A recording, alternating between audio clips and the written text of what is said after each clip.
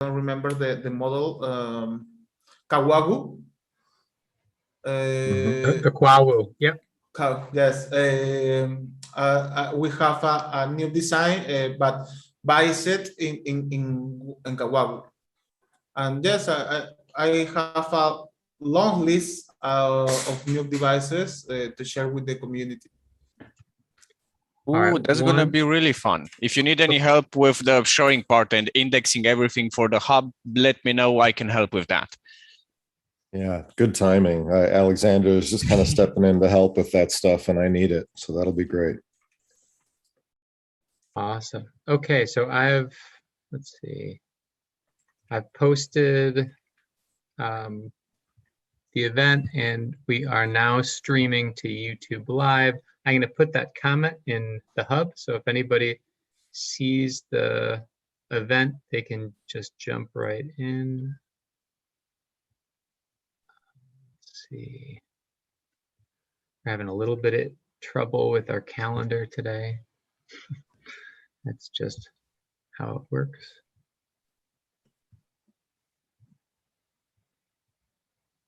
Okay. Great. So we do the chapter leaders roundtable once a month. It's every second Monday. It's an opportunity for chapter leaders to come together and share the work that they're doing, to ask some questions, to compare resources. It is aimed for chapter leaders primarily to be working together.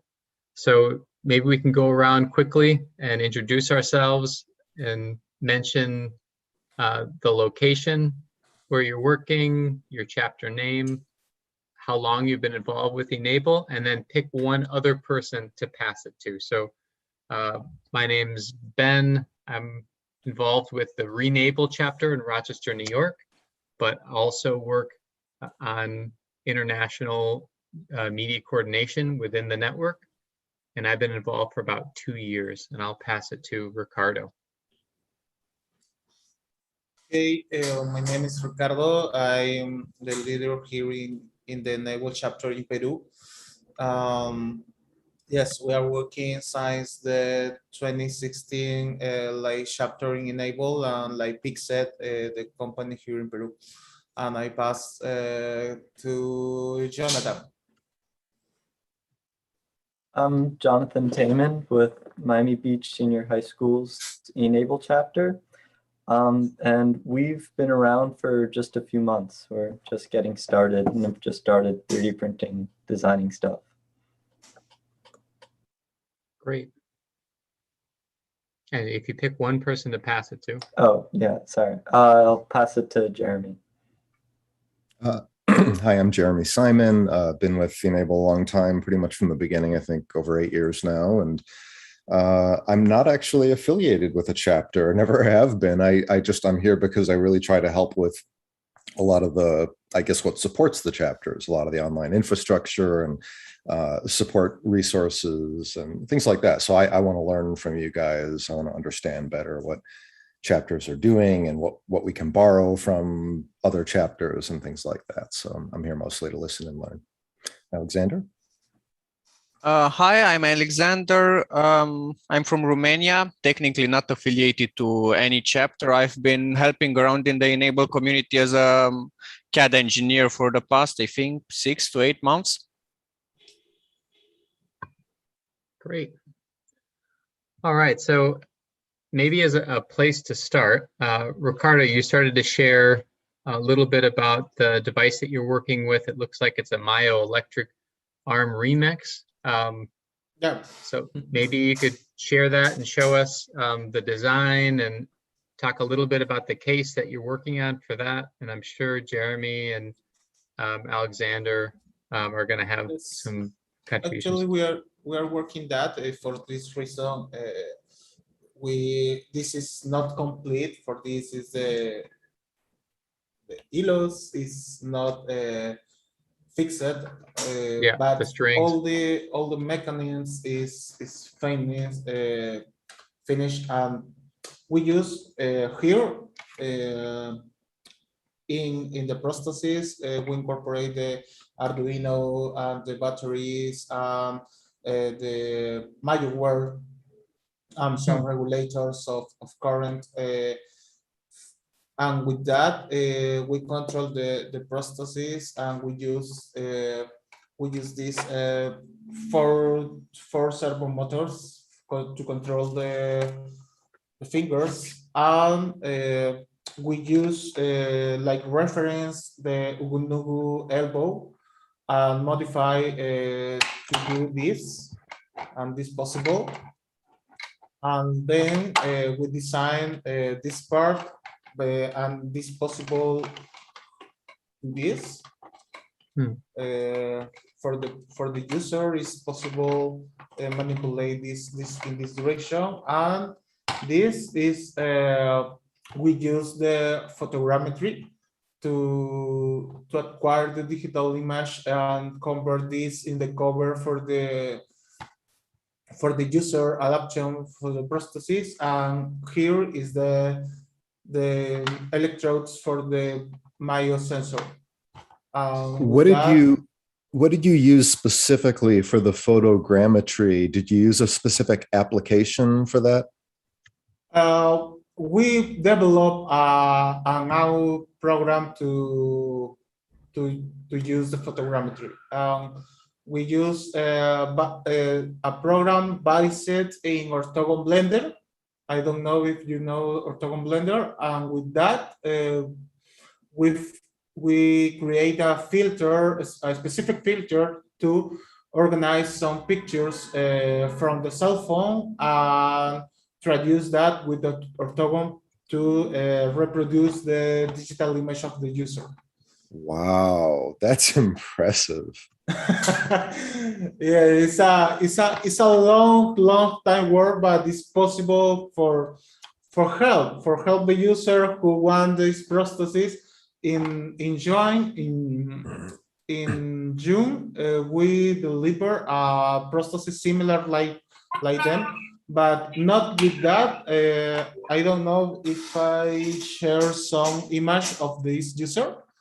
Well, before you do that, I just want to say the designs are wonderful, and I do look forward to getting those designs added into our catalog so that we can share them. But don't underestimate the importance of what you've done with the photogrammetry. I've been looking for a long time for a way of, it's essentially a way for people to do 3D scanning without having a 3D scanner. And that's very powerful for our community. So if we could figure out a way to make that accessible and easy to use, that could be extremely helpful for our community to be able to capture 3D models of residual limbs, Yeah, the tool, the very important tool for that is Ortogon Blender. That's developed for a great friend, Cicero Moraes in Brazil. We are working with the team in Brazil to develop a new program for us to organize the different images, to traduce that to Ortogon and obtain the completely digital image of the user. And that is very, very, very important because we need more or less 50 or 60 photos of the user, but you don't need the 3D scan. Yeah, absolutely. And what is the custom program that you wrote that does the organizing and the processing, what does that run on? Is that a Windows program? Is command line? Yes, it's a program can you use in Windows, but it's based in C++. Okay. Yes. Well, I cool. certainly hope I hope you share that, as I think that could be even more valuable than the designs. Like I said, it's something we've been trying to find a solution for a long time. Yeah, and actually, Ricardo, if you have any documentation of that application, or if it's possible to link to that from the hub, the community space, well, feel free to add in anything. Actually, we are, I don't know, I'm sorry for that, because we are organize all the information, because we are working and doing and don't have any time to organize that. But we are in the process to the organization and documentation of that, because, for example, the user, the user who receive or who will receive this prosthesis have 6 months to wait. Have to wait 6 months to the prosthesis, and only the team have 6 months to develop the program and the prosthesis and the mechanisms, and it's a very, very hard work. Recently, we have the time to organize all the documentation and information to it's possible to share with the community. Amazing. Thanks so much, and keep us posted on that I just case want and to, I just the want to offer, resources. sorry, I just want to offer one final note, Ricardo. It's wonderful what you're doing. My only advice is don't wait to share it until you have like the full perfect documentation. It's very helpful to share things even when they're partially done. Share them early. It would be very helpful to just, even if you could just write up a post, a post in the hub or a blog post to just quickly summarize what you could do in 10, 15 minutes. Here's what we did, and here's a link to download and set it up like this. That would let some of the more technically minded people get it and probably figure it out. Then later, when time permits, you can release the full documentation. Just something to think about. Right. That's a great point. Right. It looks like Alexander offered his email in the chat, so that's something you can follow up on. Yes. And there's also a Bionic group. I'm going to add the link to that. That's a pretty active group within the hub, and I think your contributions to that group would be really great to share. We have 2 members who joined the meeting, John Scholl and Ashley Turner. Maybe I can pass it to John and you can introduce yourself, talk about the chapter that you're involved with, how long you've been involved with Enable, and then pass it to Ashley. So I'm John Schell. I'm co-founder of Enable, and my chapter is Rochester Enable. Ricardo, I want to reinforce what Jeremy just said. When I was just starting in this whole thing, we cobbled together an elbow-actuated arm called the RIT arm. It was embarrassingly incomplete, and I almost didn't release it. I believe the arm that you're now using is a descendant of the RIT arm, and if I had waited until it was good enough, it would have never happened. Finding a way for other people to lay their hands on your ugly, embarrassing, incomplete product is your absolute responsibility as an Enable volunteer. It's your job to be embarrassed.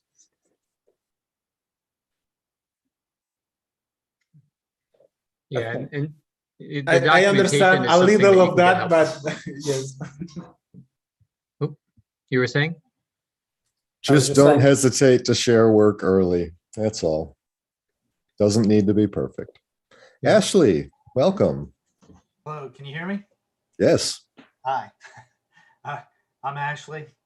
I don't know where my camera's at. I'm I guess one of the 3 founders of Hope USC. You may or may not have seen us. We've been around for a while, but in various forms. But we're a bunch of students. Well, most of us are not students anymore, but we started a chapter at the University of South Carolina.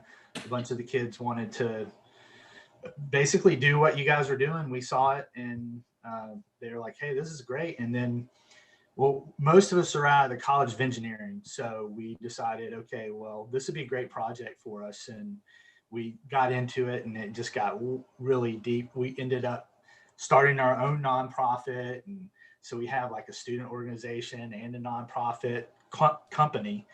And we're all volunteer, though. We don't have any paid members, but so we some of our members have moved on now, and with COVID, we've had some problems with getting into classes and recruiting. So we're kind of hopefully going to build back up. Right now, there's just a handful of us, but we've done some decent work over the years. A lot of the stuff has just been printing, what you guys have had out there. We've done a lot of task-specific device development, bicycle arms,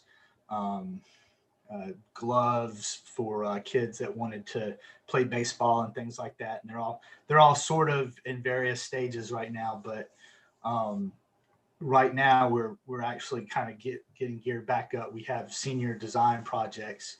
They basically are biomedical kids. They run 1 year, their last part of their year, their last year of their degree, their undergrad, they have a project that they work on. And so we're actually looking to put together some of those now. And we're actually hoping to incorporate some of our other stuff, like our electrical department, also our mechanical and so forth. It has typically been our biomed folks, but so we're trying to, that's actually what I'm working on today. And I was out and I saw the meetings. I've actually never been to one of these. I think I've seen you guys on the forums a lot, but it is interesting to see you guys kind of in person-esque, in computer.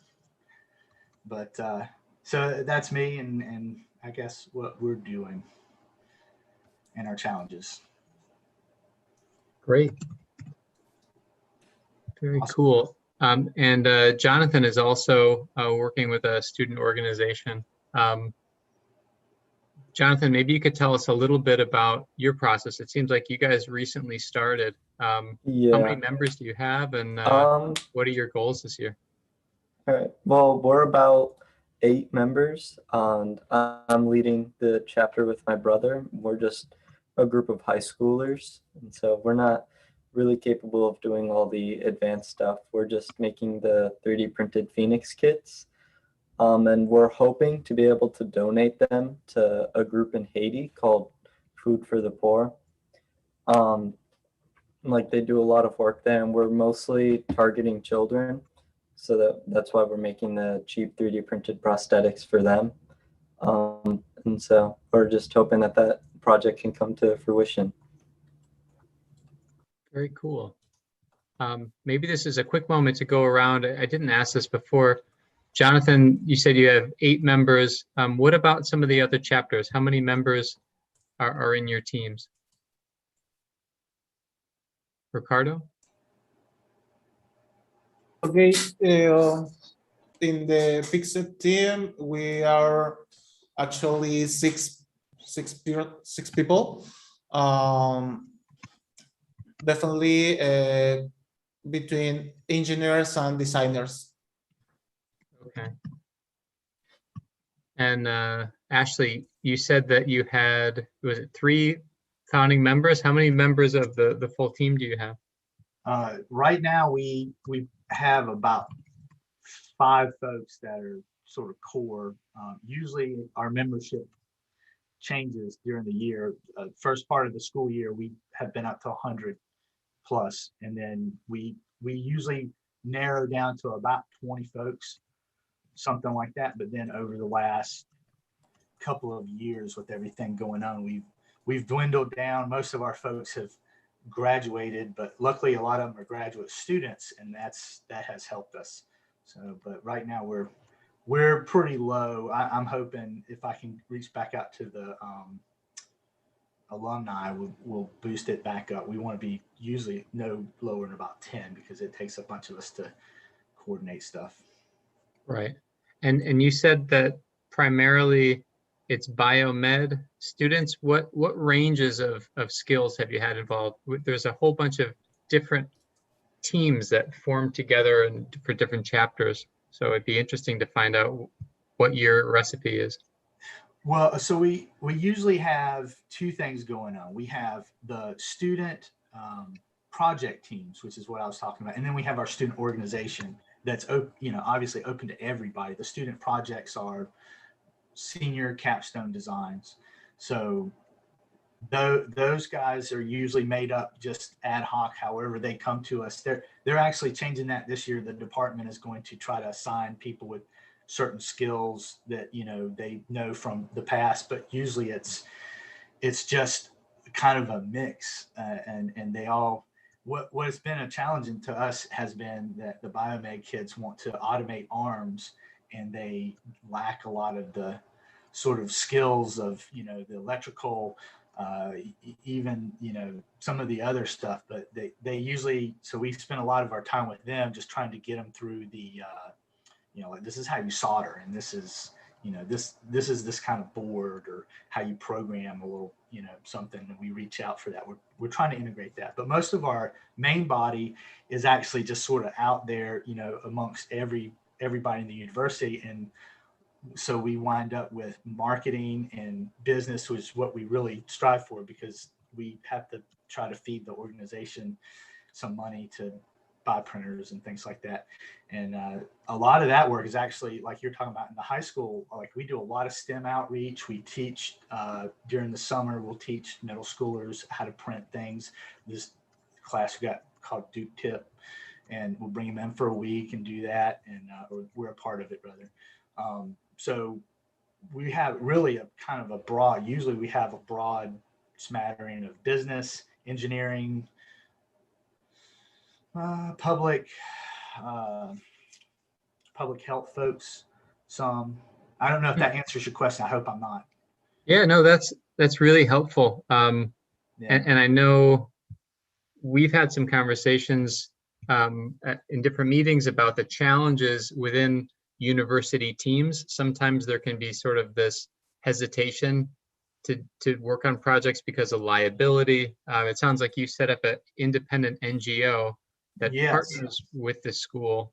Maybe you can tell us a little bit about that, and if you had any challenges setting up your chapter. Yeah, that was actually probably my main contribution. What I've done, besides one of the first projects we did was a bicycle arm, but that's really been a lot of my focus. It came about for a lot of reasons. One, we needed to raise money, and a lot of times we ran into, well, we can give you money, but only if you're a nonprofit. So it was like, okay, so we've got to be a nonprofit.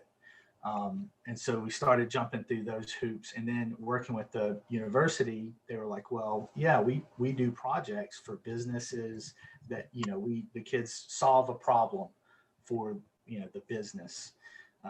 And so that it just kind of was a natural fit. We had an incubator in our area, which was even better. They gave us some office space, things like that. Originally, we just started out of the house, but I mean, really, it just was all, for me, it was a Google search and, okay, how do you start a business in my state? And I just, you know, went from the state, you know, pick a name all the way to pay your fee, and then registering with the IRS is always the big one, where you got to go online and fill out the IRS forms.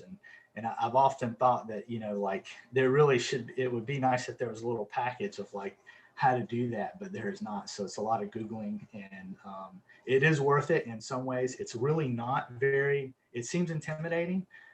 It's probably, you know, maybe a half dozen forms, a couple of months wait, but when you get done, after that, unless you're like the Red Cross or something like that, for us, it's really easy. We don't make any money. We don't pay anybody. It's all, you know, volunteer. So about once a year, we have to fill out a form that says we didn't make any money or make a lot of money, or, you know, there's some key bigger figures that we don't touch. So it's like a postcard, really.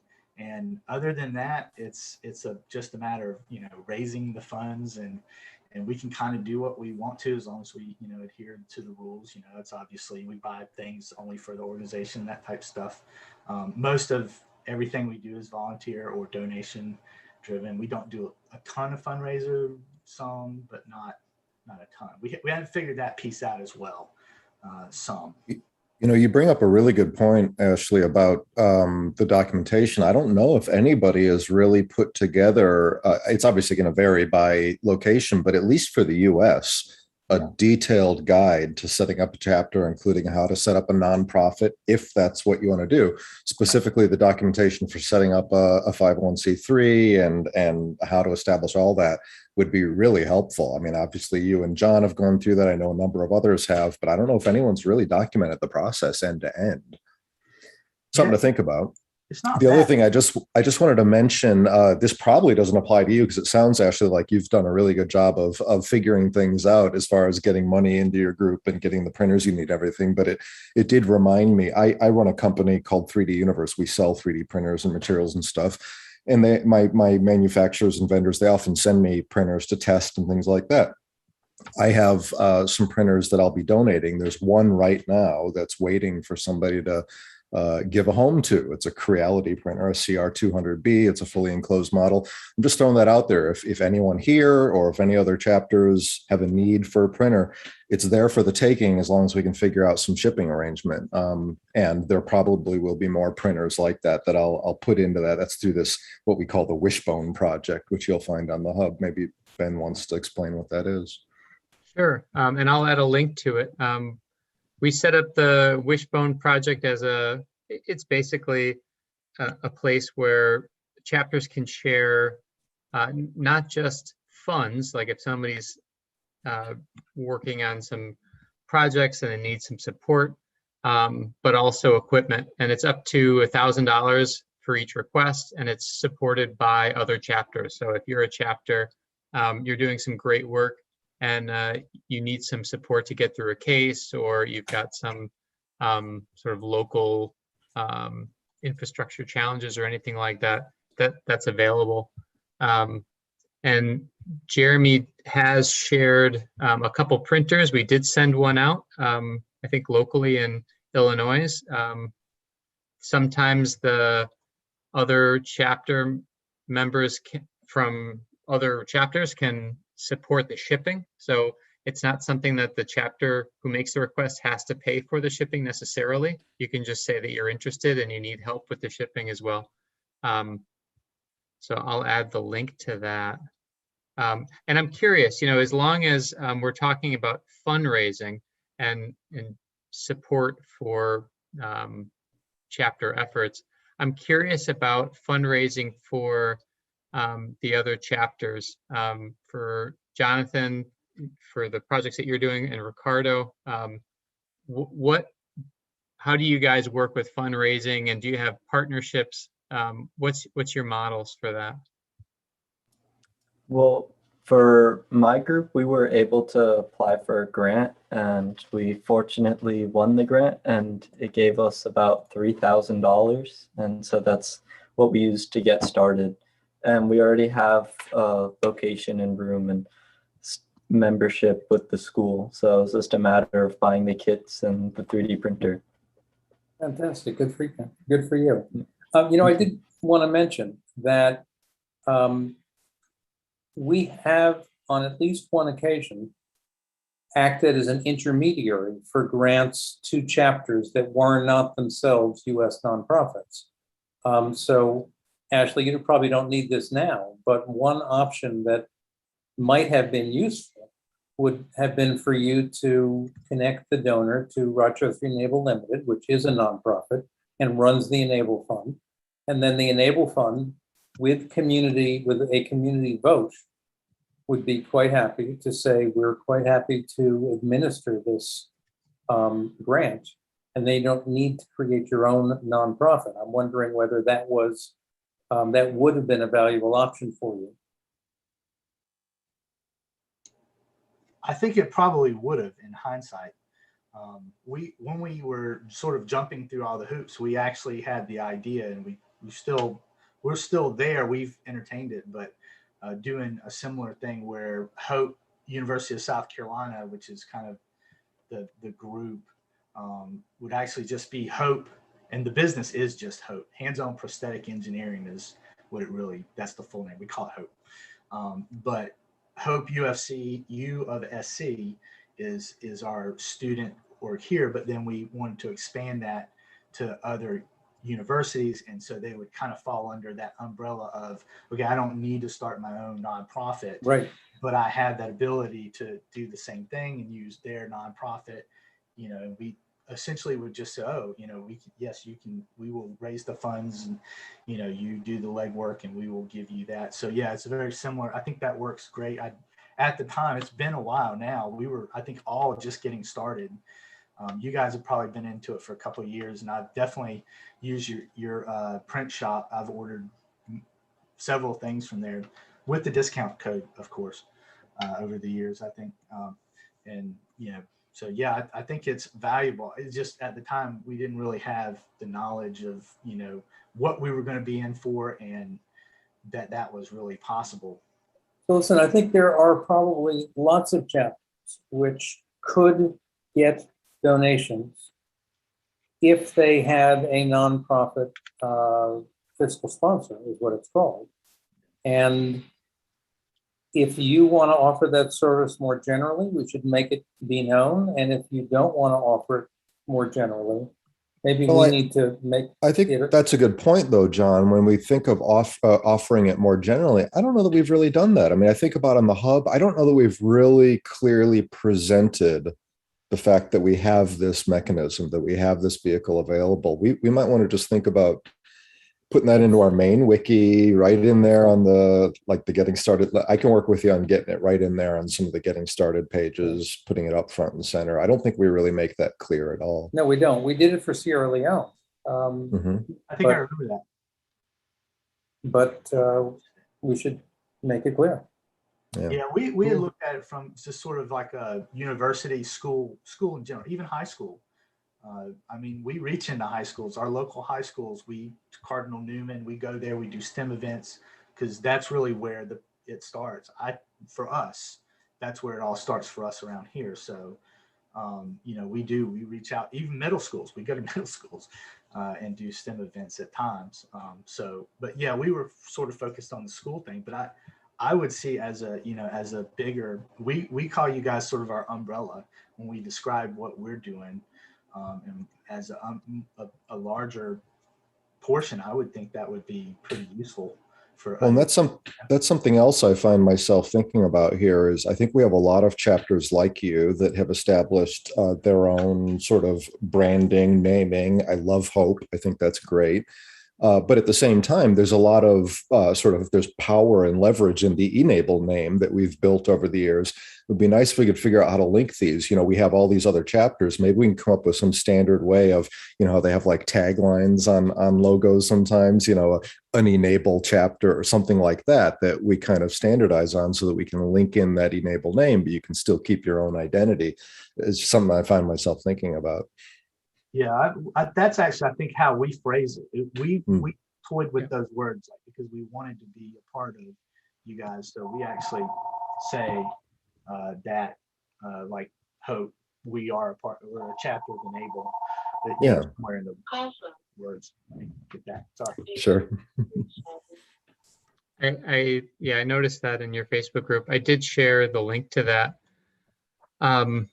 And Jonathan, I didn't see your chapter on the chapter map, so I'm not sure. Maybe you can give me a little information really quick. Yeah, we haven't finished like all the technical stuff. I think my brother just got his certification badge. Very cool. I don't see Hope of USC on the Enable map either. I see it. It's there. Oh, good. Oh, good.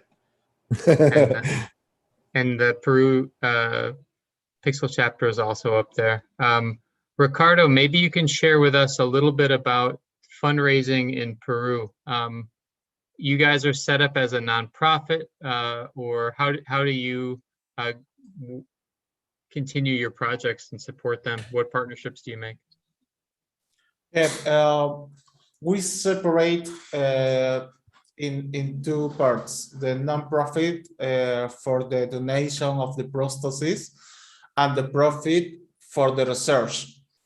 And with that is profit, but it's not always, it's not for sales, it's for I don't know, participate in public funds, for example. No, here in Peru exists the CONCITEC, is the national organization of the science and technology. For example, in 2018, we have a fund of CONCITEC to develop a new research about the prosthetics and the different develops we have. For example, in in the 2018, we have a fund of the government for the develops we have, and for that reason, we separate this the donation for the NGO and the research like company, because it's necessary have this I don't know, this legal figure to participate for funds here in Peru. And that's the reason for that. And for foundation, we work with different companies to donate some prostheses. Actually, we donate 83 prostheses to different people, poor people. Actually, we are working in a new campaign with different companies to donate 200 prostheses. Is very, very high goal, but I am very enthusiastic and positive with the possibility to help to 200 people, because it's a I don't know, it's a interesting time here in Peru, because it's the bicentennial year of the country. And that is a good moment to work in that. Try to achieve that 200 number, yes. So Ricardo, where is the money coming in from? Is it individuals that are donating? Do companies donate money to you? Does the government give you money? Okay, for the profit and research is from government to research to finance the research and the investigation. Is that the fund is from government, but it's like contest. We have to contest for the fund. And for the donation is the money is from different companies, private companies, to want to donate different prostheses to poor people. In the profit, for example, we have an area we call Inclueduca. Is a program to teach to the companies to incorporate people with disabilities in the work. And with that, we have a little fund we generate to continue with the research. Fascinating. Really nice. That's very cool as a model. I don't think I've heard of that before. I think that's a terrific idea. Yeah, working with companies to help them to learn how to work with people with them differences and that kind of thing. That's great. Very cool. So maybe this is a good time. We have about 15 minutes left. Was there any specific challenges that anybody wanted to bring up or projects to share?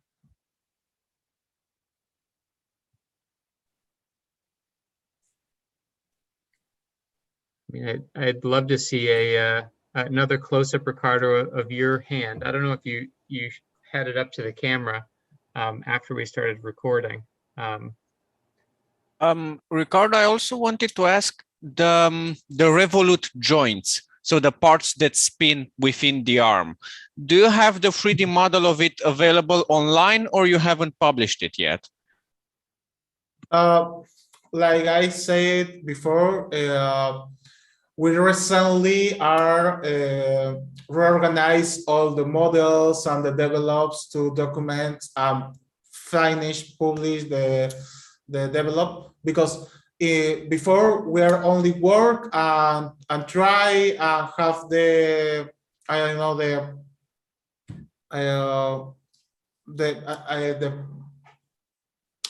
the trial with the user. We are very, very focused in develops. Right, with the product finished, we are more time to organize and think to public this, share that with the community.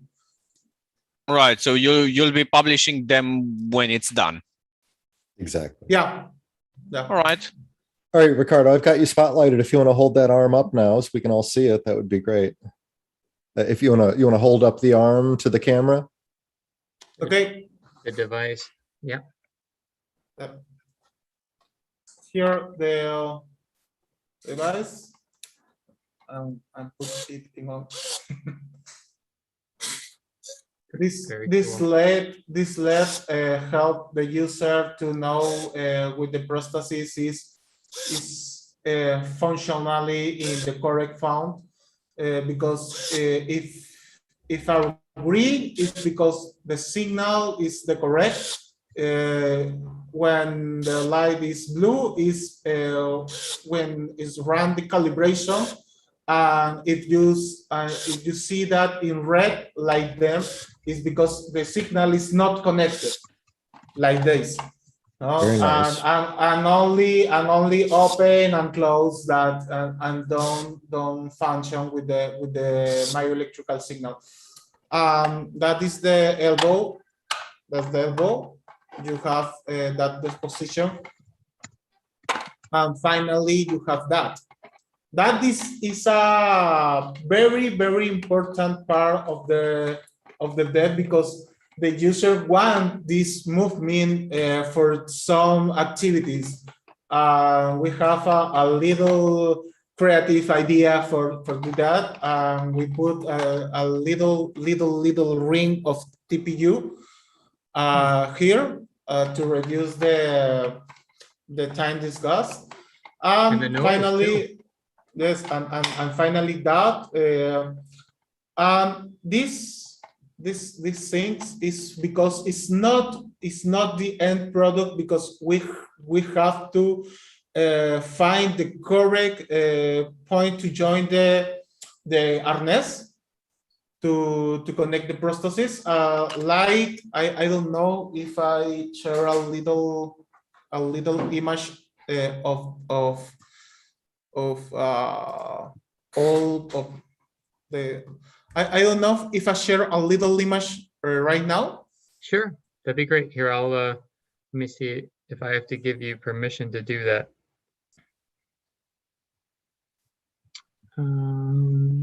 Here, I got it. Okay, Yeah, Should be able to share now. great. like that.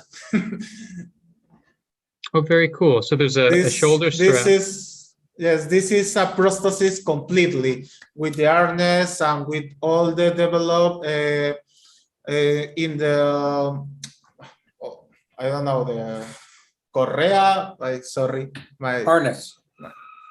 yes, harness. Crap. Or yeah. Yes, and this is in the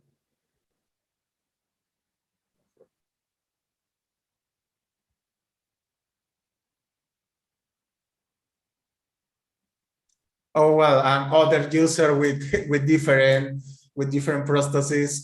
For example, biking a bicycle. That's great. And these are cases that you've worked on. This is in Peru. Yes, Very cool. this is in different departments of Peru. And is the elbow motorized or you manipulate it mechanically? We have the two ways, the mechanical and motorized. It's a Great. very important project, Ricardo. You've got to share it. As I am very enthusiastic. The team is very enthusiastic with that because a lot of people here in Peru need that, and I know in the world too. We have I don't know 6 or 8 months to develop that.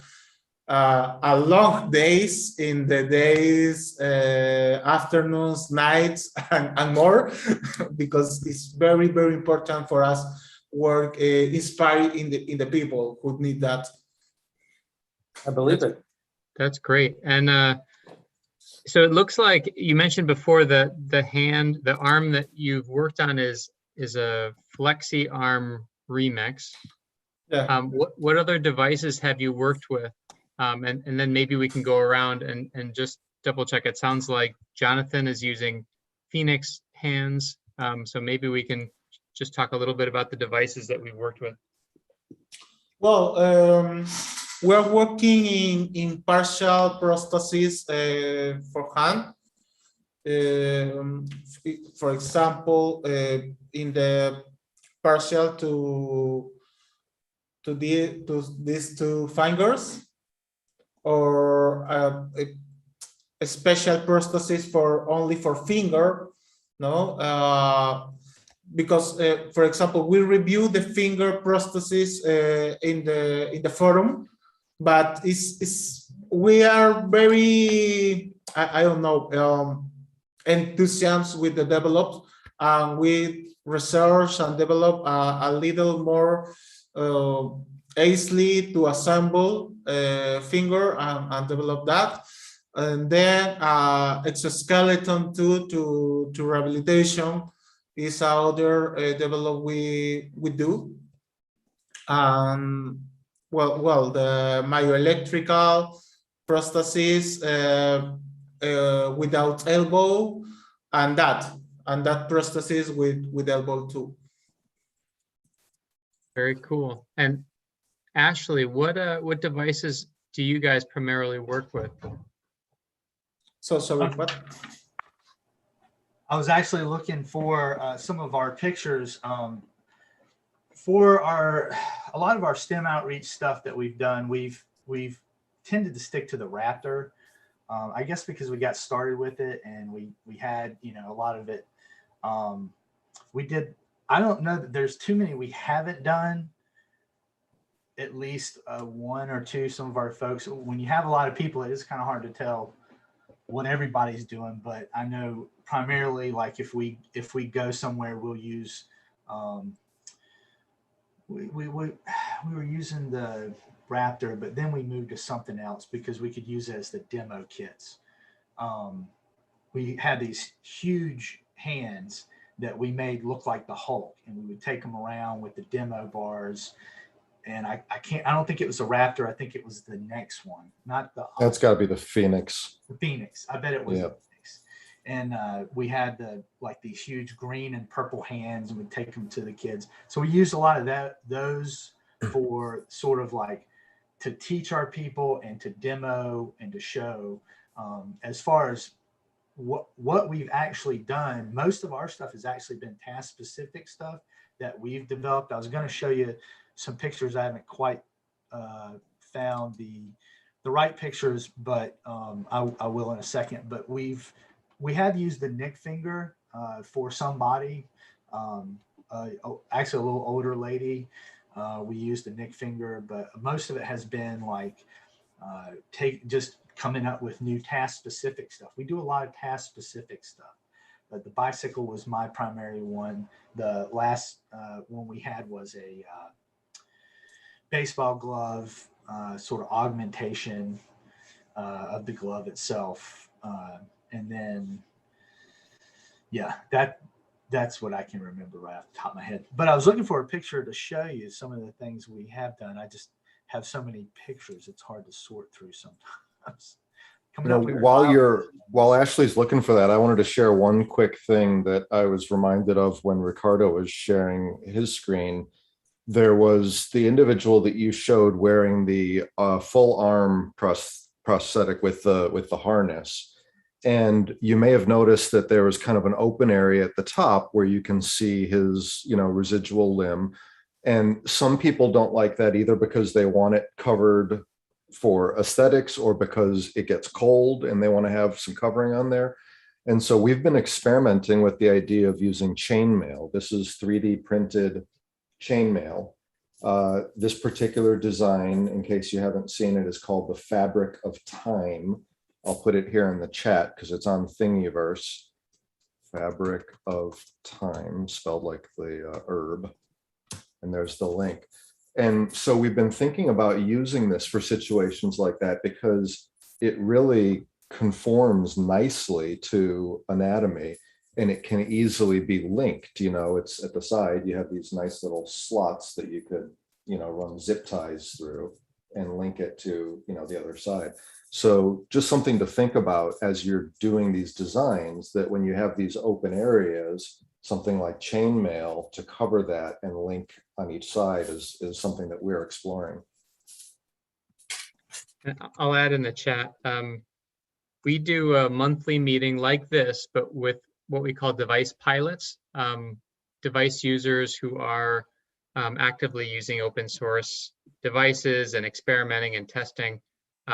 We have that once a month. It's actually coming up. I think it's next week or the week after, and I'll post that in the hub. But the last meeting we talked about that chainmail. That was something that a device user pilot named Esteban talked about, that having his limb show through was something that sometimes it would get cold, and he'd prefer a design that I think was more covered.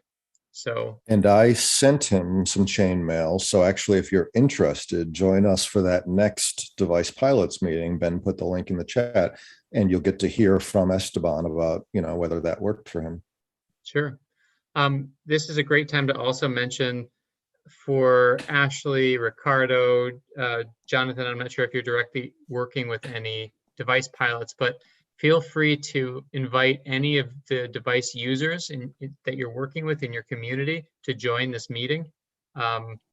We've got an international group. Sometimes people join from other places, and these are not just people that are using a device, but also have design experience and have been testing materials. So it could be a motivating or inspiring place for somebody, even if they're new, or a child that's trying a device with their parents are welcome to join. So I'll add in the event link. So we are running at the top of the hour. One final thought I was going to pass to Jonathan, that it sounds like you're working with an organization in Haiti, and we have had some pretty active projects, Enable projects there. I think, was it Dean Rock that does his outreach there? John or Jeremy, you can, you remember? That name Dean Rock, does not yes. sound familiar. Okay. So if everybody can add in their email address in the chat, what I'll do is I'll create a archive of this meeting, and I can follow up with some of you. I'll follow up with Ricardo about the chapter spotlight, and Jonathan, I can share with you some of Dean Rock's work, and you can get a sense of, maybe something to, it could be somebody to contact. I take it back, Ben. Dean Rock is working, I think, in Costa Rica. I'm not sure, not Costa Rica either. I don't think it's Costa Rica, but I'll check. I have heard of projects in Haiti, so I'll have to do a little bit of research to figure out. Is there anything else that anybody would like to share or questions before we close up the meeting? And actually, Ashley, if you could add in your email, that'd be great. I don't see it in here yet. The only things I'm still trying to, I just about got the picture, but the only issue or the only thing you were talking about that is kind of interesting as far as what we were working on, we're looking at maybe trying to use rock tape. We're looking specifically at mechanic or attachments ways and to use some of these devices, especially when it comes to task specific stuff that's a little different.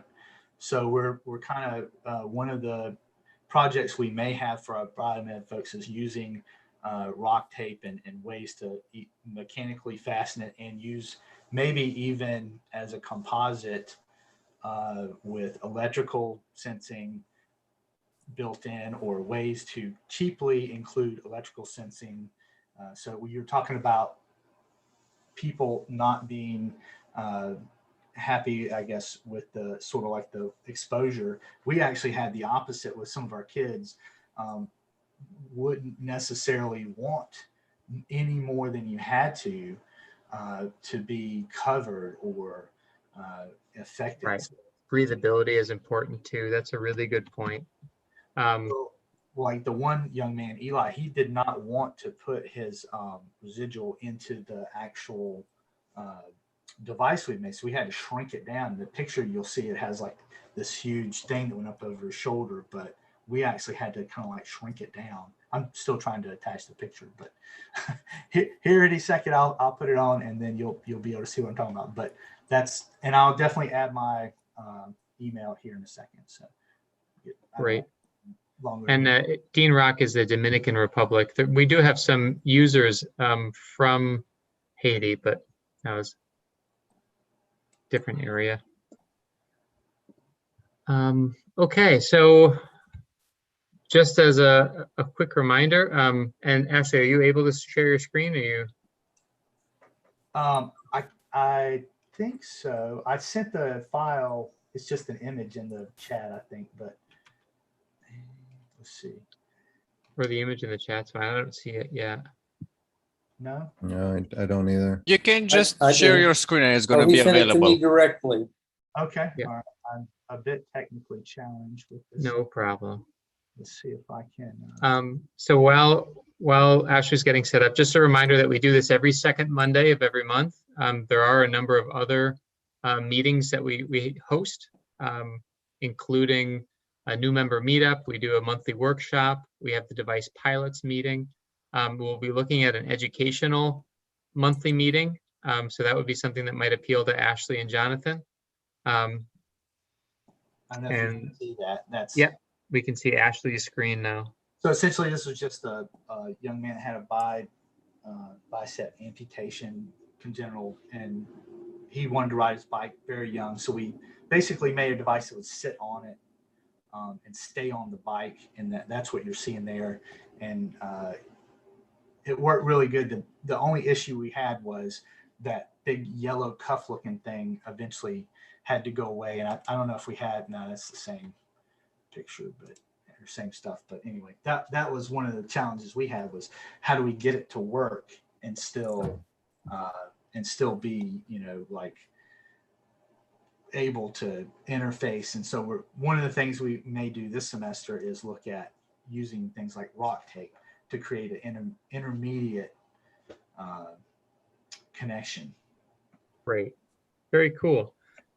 So with the archive post, I'll be emailing it to all of you and also to the other chapter leaders that weren't able to make it today. Feel free to comment on that post. So if there's anything that you don't see in my summary or any links you'd like to add, I can include those. And again, for everybody here, it'd be great to keep an eye on the hub. Post some of your work when you can, ask any questions, especially for new members. Jonathan, I'll be looking forward to seeing the new chapter come up in the hub for you and your brother. Congratulations on your new badge. And I did share, John mentioned the Bionic project. I shared a link already in the chat, but you'll see that in the archive post. There is a Bionic project that is active every week. So Great. all right. Thanks so much, everybody. Thank you. Thank you. See you Thanks. next time.